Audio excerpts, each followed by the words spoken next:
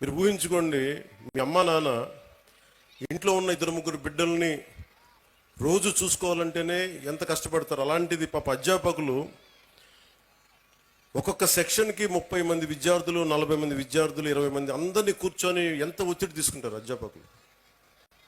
అందుకని అధ్యాపకులకి మనం చాలా సహకరించాలి. చాలా కష్టం అధ్యాపక వృద్ధి. ఈ దేశం బాగుండాలి అంటే కాంట్రాక్టర్లు కాదు మనం పెట్టాల్సింది డబ్బులు, అధ్యాపకుల మీద పెట్టుబడి పెట్టాలి.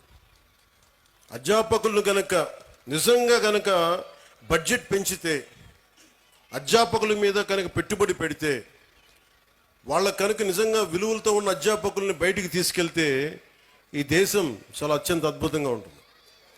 అందుకని అధ్యాపక వృత్తి హైయెస్ట్ పెయిడ్ జాబ్ అవ్వాలని నా కోరిక. ఆ రోజు జరుగుద్దా నాకు తెలియదు, కానీ నా ప్రయత్నం నాకు చేస్తాను.